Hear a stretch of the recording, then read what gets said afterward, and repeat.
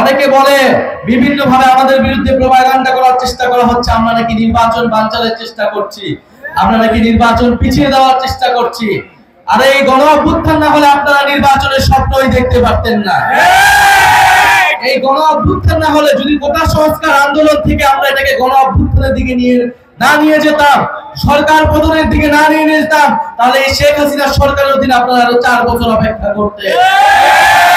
বাংলাদেশের মানুষের ভোটাধিকারের জন্য, গণতন্ত্র প্রতিষ্ঠার জন্য কোটা সংস্কার আন্দোলন থেকে এই আন্দোলনকে আমরা গণ অভ্যুত্থানের দিকে নিয়ে গিয়েছিলাম। অবশ্যই আমরা নির্বাচন চাই, আমরা ভোটাধিকার চাই, আমরা মানুষের মত প্রকাশের অধিকার নিশ্চিত করতে চাই। কিন্তু আমরা বলেছি শুধুমাত্র ভোটাধিকারের মাধ্যমে, শুধুমাত্র এক সরকার থেকে আরেক সরকার পরিবর্তনের মাধ্যমে আপনার আমার জীবনের কোনো পরিবর্তন হবে না। আমরা বলতে চাই, জুলাই সনদের মাধ্যমে আমরা এই 5ই আগস্টকে সর্বদলীয় ভাবে সেলিব্রেট করতে চাই, উদযাপন করতে চাই। তাই যারা নিজেদের দলীয় স্বার্থে এখনো এই জুলাই সনদে ঐক্যমত হয়নি, তাদের প্রতি আমাদের সাদর আহ্বান থাকবে, জনগণের স্বার্থে, দেশের স্বার্থে আপনারা ঐক্যমত পোষণ করুন।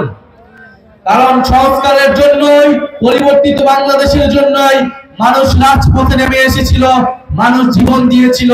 জীবন দিয়েছিল আমার রিকশাওয়ালা ভাই, জীবন দিয়েছিল আমার গার্মেন্টস এর ভাই, জীবন দিয়েছিল আমাদের পথ শিশুরা, জীবন দিয়েছিল আমাদের বোনেরা, জীবন দিয়েছিল শত শত ছাত্র তরুণীরা। প্রিয় জামালপুরবাসী, এই জামালপুরে একটি একক আধিপত্য তৈরি করা হয়েছিল। জামালপুরে ভিন্ন ভিন্ন রাজনৈতিক দলেরা কথা বলতে পারেনি, জামালপুরে ভিন্ন মত পোষণের কোনো সুযোগ ছিল না।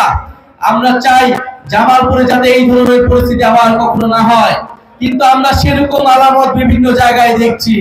বলতে গেলে বাংলাদেশের 64টি জেলায় দেখছি তৃণমূলে একটি একক আধিপত্য তৈরি করার চেষ্টা করা হচ্ছে, যেখানে কোনো ধরনের ভিন্ন মত থাকলেই, কোনো ধরনের ভিন্ন মত প্রকাশ করলেই রাজপথে তার বিরোধিতা করা হচ্ছে, ভয়ের সংস্কৃতি তৈরি করা হচ্ছে, এবং মানুষের উপরে ভিন্ন মত যারা তৈরি করছে তাদের বিরুদ্ধে মানুষকে লেলিয়ে দেওয়া হচ্ছে, সন্ত্রাসীদের লেলিয়ে দেওয়া হচ্ছে।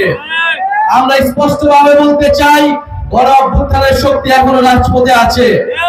আমরা গণ অভ্যুত্থানের সময় সম্পূর্ণভাবে সংগঠিত ছিলাম না, আমাদের কোনো রাজনৈতিক দল ছিল না, ফলে আমরা অনেক কিছুই করতে পারি নাই।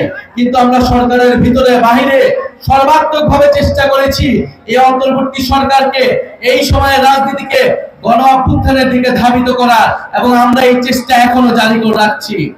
প্রিয় সংগ্রামী জামালপুরবাসী, আর কিছুদিনের মধ্যেই 5ই আগস্ট আসতে যাচ্ছে। আমাদের জুলাই গণ অভ্যুত্থানের 1 বছর পূর্তি হবে। 5ই আগস্টের আগে 3রা আগস্ট আমরা ঢাকায় জড়ো হব। আমরা বলেছি জুলাই সনদ এবং জুলাই ঘোষণাপত্র অবশ্যই 5ই আগস্টের মধ্যে জারি করতে হবে, এবং বিচার এবং সংস্কার এবং নতুন সংবিধানের প্রতিশ্রুতি নিশ্চিত করতে হবে।